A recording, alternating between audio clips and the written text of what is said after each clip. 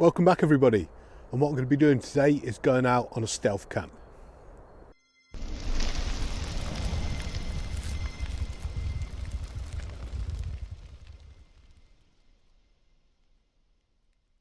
So then, stealth camping, what is it and why would you want to do it? So I'd never really heard of stealth camping until recently, until watching a few videos on YouTube. Turns out stealth camping is wild camping apart from doing it in an area where you're not supposed to be really, and you want to try and avoid detection. But given that in most of the UK, other than Scotland and parts of Dartmoor, you're not supposed to wild camp. Unless you're at an actual campsite, then you are pretty much going to be stealth camping, aren't you? Because you want to try and avoid being discovered, avoid detection by whatever means, and I'll go into those in parts of this video, and I'll also back it up with a later video specifically talking about those measures. But yeah, so you're going to be out and you don't want to be found, do you? Because you're not supposed to really do it, especially in England. So what I'm going to do is I'm out in some woods not too far from where I live, and I'm going to be spending the night outdoors. What I've done is I've packed my kit, and down here you can see my bag that I'm going to be using for my overnight stop. You can see there that's not particularly big. If I put my phone down on top of it, you can see it's not a particularly big pack. It's only 35 litres in size. Now the reason why I've done that, packed it quite small, is to avoid the look of someone that's out camping for the night, so it's, around this area where I am, people are going to be walking their dogs, doing the normal stuff, and if you're out there with a big roll mat on the outside of your burger and pots and pans hanging off, and a massive rucksack that obviously contains a sleeping bag and a tent and stuff like that, then it's a bit of a giveaway. It's a bit of an indicator, isn't it? So if you pack nice and light, try and compact your kit, because if you're only doing an overnight stop, you don't need an awful lot. That bag there only weighs about 28 pounds, and I've got everything I need, including water, food, shelter, my cooker, warm kit, sleeping bag in there. All right, so what I'm going to do is I'm going to chuck that on my back now and make my way out to the area where I'm going to be doing my little stealth camp.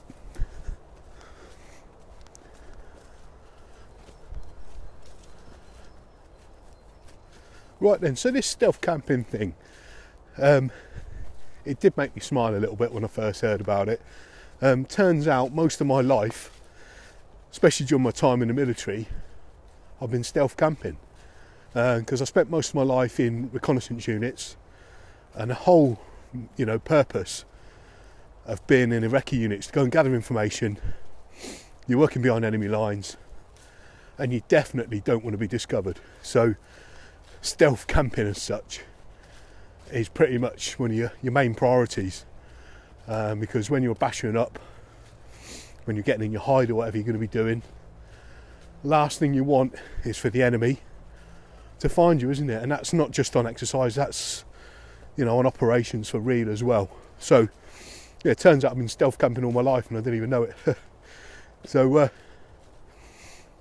what I'll do is I'll go through some of the bits and pieces, considerations for what I'm going to be doing tonight as I do it, and then I'll do a more in-depth look at the sort of considerations and stuff, kit to use, that sort of thing, on a follow-up video.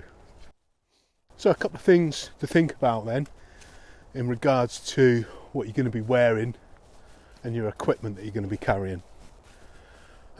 First thing I'd say is try and get clothing and equipment that is kind of natural colours, so darker, more subdued colours, things like greens, browns, things like that, so that when you are actually going into your location, into your overnight stop, then you're not going to be giving your position away with bright colours, because you're not going to be very stealthy for your stealth camping if you're wearing like oranges and yellows and blues and reds.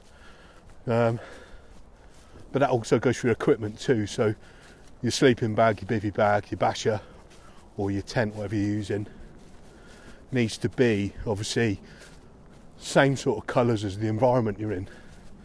So just looking at what I'm wearing here then, I'm not wearing any military kit. I've got a green cap on, I've got a green mountain equipment jacket and some kind of brown coloured walking trousers, sort of greeny brown. See, none of that's military, there's no camouflage, there's no DPM, but these colours are going to work, you know, in blending in with the environment that I'm in at the moment. You know, you could wear a DPM jacket or MTP kit or whatever, but personally it's another kind of bit of an indicator, isn't it, of what you might be up to. What you can do possibly is put something like that on, you know, a camouflage jacket or something, just before you move into your hide site, and I'll be talking about that in a bit. And looking at my rucksack here, you can see it's black. Obviously black is better than a bright colour, but it does kind of stand out a little bit too against lighter colours like what you see around us here. So what you can do is put a rucksack cover on that's a camouflage material or pattern. Oops. So there's a couple of things you can do. Like I say, just try and match your environment. So it's just coming up to last light now, and what I'm doing now is I'm just having a look around. I'm walking down this sort of main track here. This is in a forestry break, and I've pinged an area off to my left in that brush over there, so I'll just indicate that with a stick. So over in this area here there's an area of quite thick brush, and what I'm planning on doing is putting in my overnight stop in that area. So what I'm not going to do is I'm not just going to break track and head directly across to it like that, because that would leave an obvious kind of sign, a track to where I'm going. So what I'm going to do is I'm going to do a thing called a fish hook. So this is a tactic that you use in the jungle, and the idea is if anyone's following you up or tracking you or whatever, then you don't go direct to where you're going to kind of stop. You go round to a flank and then approach it from either the side or from the rear, and that way you can basically sit and watch the direction that you've been travelling in, and if anyone is following you, then you can spot them and then maybe bug out, you know.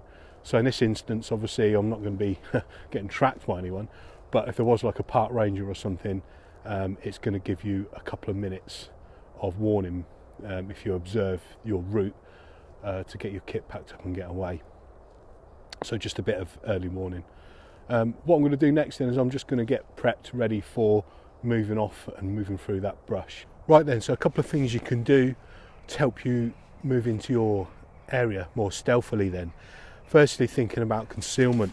So as I mentioned earlier, you know, even though this is a subdued colour, it's black, it does stand out. If you look around me here, there's a lot of light colours and greens and stuff. So it's better than having, say, a blue, orange or red or something. But what you can do, and instead of walking around with a camouflage backpack on your back, what you can do is get yourself a cover. So I've got a DPM cover there, and that's kind of an instant camouflage fix for your rucksack. And there we go. So that's going to blend in so much better with its surroundings now than it would if it was just left as the black colour. Now, some of you might think I'm being a bit extreme by doing this, but you know, take it or leave it, what works for you, you know, but that will help you blend in a little bit better. Another thing you can do is, instead of walking around with a, say, DPM or MTP jacket on, you can get one of these wind shirts. So this is a Helicon one. TRC Outdoors do them too in like an MTP type. So what I'm going to do is just throw that on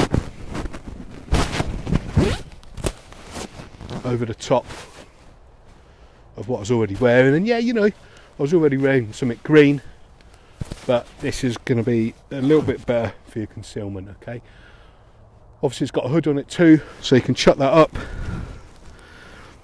help sort of conceal your face a little bit, and there's a bit of concealment for you there. Okay, last thing I'll mention then is a little bit for protection for your hands. Now you definitely want to be putting some kind of protection on when you're moving through that brush, because if not, you know, you could potentially, there's lots of sharp bits and pieces moving through the woodland, and they're going to help protect my hands now. And the other thing it does is offer another level of concealment, because you know, if you're light skinned like me, then your hands stand out a mile. A lot of people forget about that when they're thinking about camouflage concealment. They put the old face paint on and all that, and they forget about the hands, but you know, your hands will stand out if they're not covered up. So there's just a couple of considerations there before you move into your hide, and you want to be doing that only just before you move off and go into your hide location. Okay, so I've just come round the side, around the flank, and I'm approaching the area now where I want to put my basher sight in. And if we have a look around, we've got all this brush, thick stuff surrounding the area to my side here, which is where the track is, the other side of that. I can actually see the track from here, but I'm sure if I got low enough and kept my signature down, like my light and my noise and stuff, nobody's going to see me over here. So this is my area here. You can see it's actually quite nice and flat actually. That's cool. So if you have time to do a recce of your area before you move in, then that's great. But you know, it depends on where you live in relation to where you want to get your overnight stop in. I didn't recce this, I just kind of picked it from the track. So what I'm going to do now then is I'm going to drop my kit and get my basher set.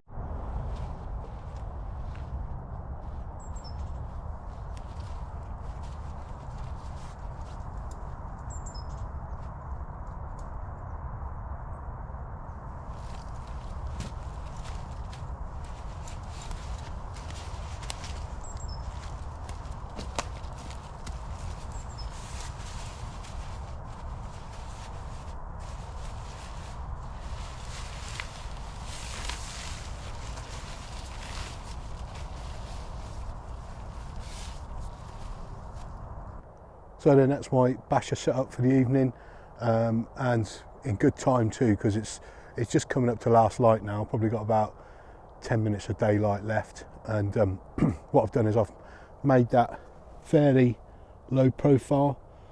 The highest point of that is only just above my waist, and being a short arse, that isn't very high. Okay, so the idea being is that it kind of blends in with all the rest of the foliage and brush around us and doesn't stand out too much. The higher you put it, the more chance it's going to be seen. Okay, so I've not put any camouflage on that, any natural camouflage or anything, because to be honest, there's no way that can be seen from the track. And I've just went around and had a look, and I'll show you that in the morning when I come out of here. I'll leave the basher up and show you what it looks like from the other side.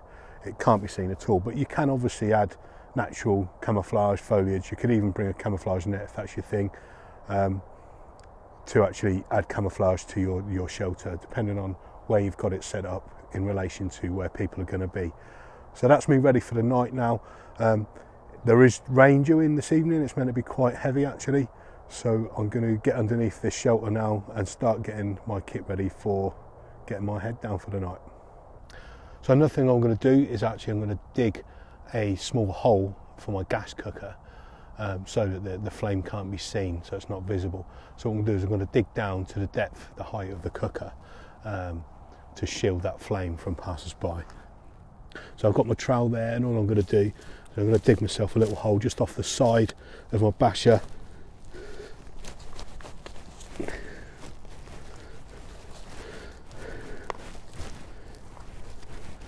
And this is quite solid, thick, wet mud, this. A few roots in there as well. Need to make sure you got some sort of hand protection on when you're doing this, because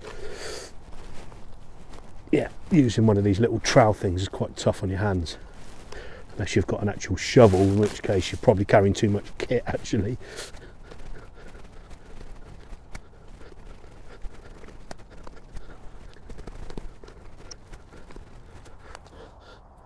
Okay, so there's the hole I've dug, and yeah, that'll do. That'll be deep enough now to get my cooker in and shield the flame from prying eyes. Okay, so for tea tonight, what I've got is some super noodles, chicken flavour ones, and I'm going to make an airborne stew with a ration pack. This is beef goulash. Sounds lovely, doesn't it? I think that'd be quite nice though, to be honest. So what I'm going to do is whack some water in my cup.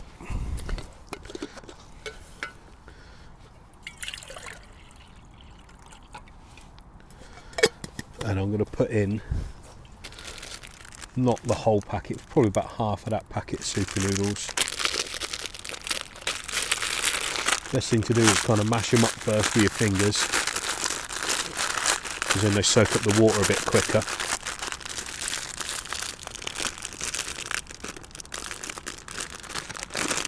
Just going to dump them in there.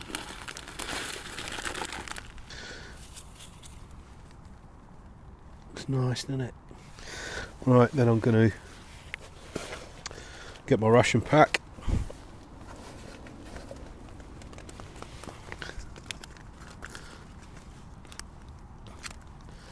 And I'm just going to chuck that in and amongst those noodles. So anyone watching this that isn't military, or if you're fairly new, I don't know if you do this sort of thing anymore, because everyone seems to just avoid the washing up by using the boil in a bag these days, which is fair enough, but it's nice to have a bit of an all-in. In Paradise it's known as an airborne stew, so check that out. No, I'm not going to eat it cold. You can actually eat this cold, and you can eat noodles cold too, actually. Not that it's going to be particularly nice, but you can actually let them soak. Takes a while if you don't cook it, but you can let them soak and actually eat them cold. But you know, you'd have to be a bit of a flipping lunatic to do that. So I'm just going to get the rest of that in there, and I'm going to get it on the heat. So I've dug my hole for my gas cooker to get the level of the flame below ground, and that's then ready to go in. And obviously what I'm going to do is add some Tabasco to that when it's ready to make it an airborne stew.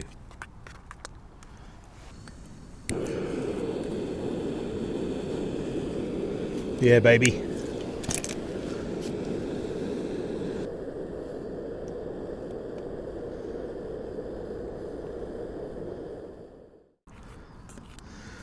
So scoff on, that's red as now, looking pretty good actually.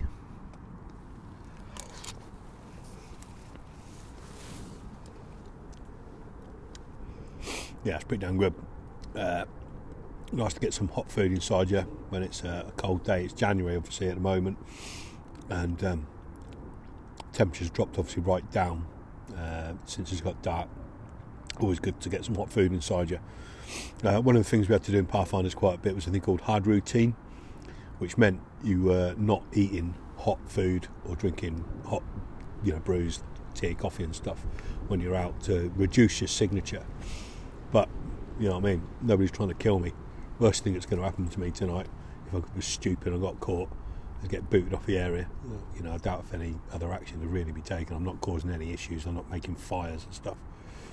But yeah, always a good idea to get a hot scran inside you, and as the Marines would say, warm you up before you get in your DOS bag. Mate, listen to that rain. Just got this basher up in time. Okay, then that's all me snuggled up now in my DOS bag, ready to get my melon down for the night. I've had my tea. The moon's actually really bright out there at the moment. There's loads of ambient light. I've obviously only got this light here for the camera for recording, but yeah, looking forward to having a little read of me book and then get me melon down. So I'll catch us in the morning.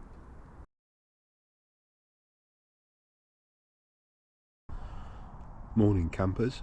So that's first light. It's just after 7, and Had a great night's sleep actually, really quiet here.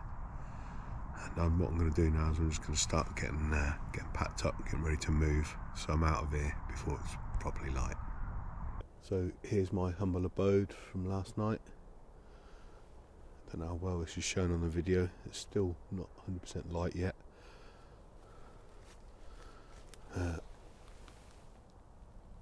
Just got the absolute minimum out underneath there, just got a sleeping bag, sleeping mat and my day sack, everything else is packed away. Idea being that you can be ready to move straight away, so if you are sort of compromised, for want of a better word, then you're not hanging around and faffing and getting all your kit away. You can see here that the light's just starting to come up now. So I'll get packed away. What I'm going to do though is I'm going to leave my basher up just so I can show you how well camouflaged it is against its background. So I'm back on the area of the main track now, probably about 30 metres away from where I've got my basher set up. And like I say, what I've done is I've left it up so you can see how well it blends in to the surroundings, and I've put no camouflage on it whatsoever. So here's the main track here, and if we look over there, basically my basher, just indicate, is big fat finger over there, so it's behind all this brush here. You can't see anything whatsoever of it, and we're only 30 metres away. What I'll do now is I'll move closer so you can see how close you can get without seeing anything whatsoever. Okay then, so this is about 20 metres away, and the area of the basher then I'll indicate with a stick, around about at the tip of that stick there.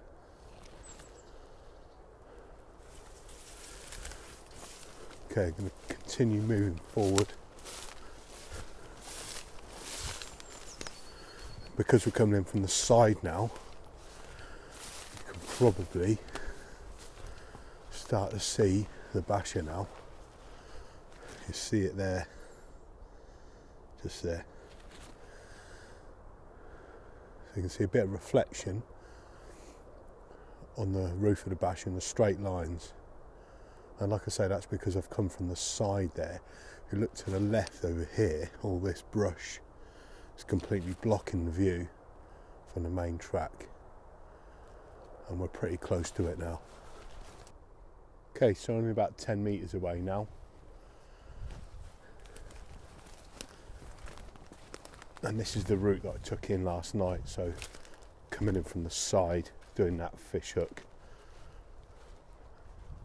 as an anti-tracking measure. So there's your first good look at the basher that I set up last night.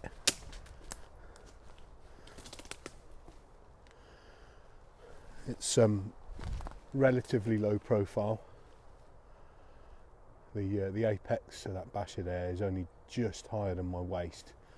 I wanted to get a good angle on that basher though, because I know there was rain forecast, and it did actually pee it down a fair bit last night, so I'm glad I got some decent angles on there so the water could run off.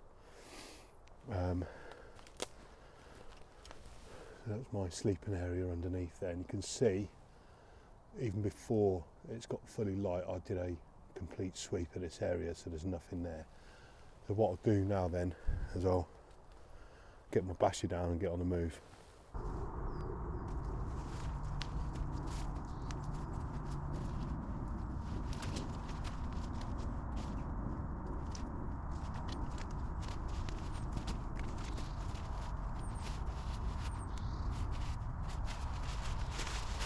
You can see how quick that was using the jungle knots, getting the basher down there. These are a great little innovation, been used by years, by soldiers, for years. You can get them commercially now from TRC Outdoors, give them a look. I didn't bother using the little mesh bags there because I just basically want to get the basher away, and what I'm going to do is I'm going to tidy that up later. But that's that done already. So we'll get that away.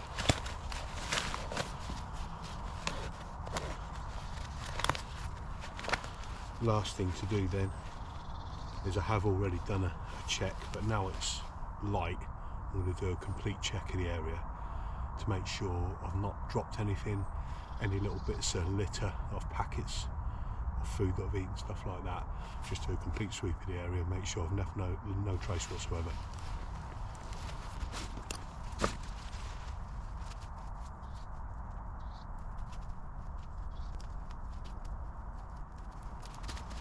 Okay, now that's done, time to bug out.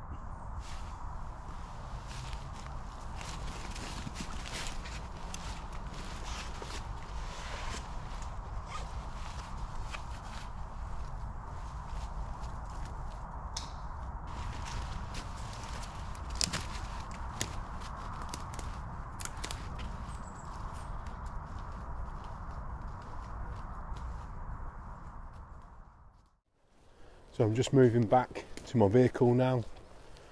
I've only got about half an hour walk, it's not that far. But yeah, that's quite an enjoyable evening. Really peaceful. Get to see a little bit of wildlife knocking around, because you're being quiet, you're being sort of intentionally more covert than you would do if you was just normal camping. Couple of things to think about then when you're doing this kind of thing, bit of stealth camping, is firstly prep your kit, know where your kit is. You should be able to basically pull your kit out, know where everything is, pretty much blindfolded, because what you don't want to be doing is exposing too much light and giving away where you are.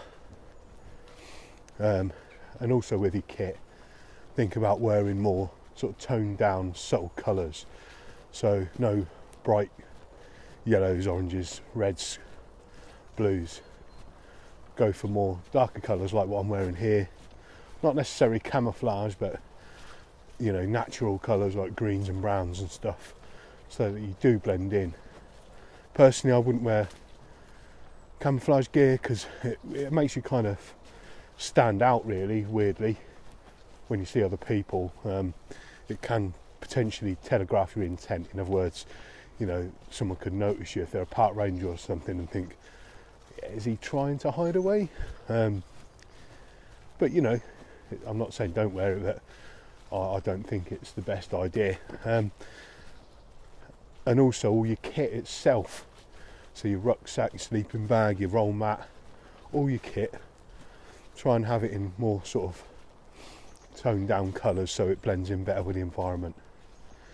Also thinking about your signature. Okay, so light, you definitely want to be using minimal light, if any light at all. And what light you do use, if you can, have a red filter on your torch or head torch, because that's a lot less visible than white light. Things like electronic devices like your phone, maybe a Kindle, cameras like I'm using here, they're all going to emit light as well. But what you can do on your phones and stuff is turn that light setting right down to try and minimise the light, because any light ain't natural, is it? It's man-made. So that's going to stand out as being, you know, someone out there in the woods, potentially not where they're supposed to be, not when they're supposed to be. Movement. When you're moving through the woods, keep it nice and quiet. And when you set up your campsite, try and minimise your noise, because that's going to give you away too. And noise, you know, your noise discipline needs to be good. Think about how you're doing your business. Just to, you know, it's one of those things, be aware of what you're doing instead of just doing it. So when you're opening and closing things like the buckles on bags, the side release buckles, they can be quite noisy if you don't kind of close them under control or undo them under control. and everything else. Like for example, the camera I'm using, I've turned up all the beep settings on it, so the GoPro is quite noisy when you turn it on and off. So what I did is I turned off all the beeps on it. So just a couple of considerations. What I'm going to do is I'm going to do a follow-up video to this with tips, hints, considerations and stuff, just from my point of view, and yeah, another one to look forward to, I guess. Anyway, hope you enjoyed last night's stealth camp. It's the first one I've done as an actual declared stealth camp, even though I've pretty much been doing this all my adult life and I'm 51 next week. Anyway, yeah, any thoughts, comments, put them in the comment section below. I'll be seeing you again soon, and as always, stay prepared.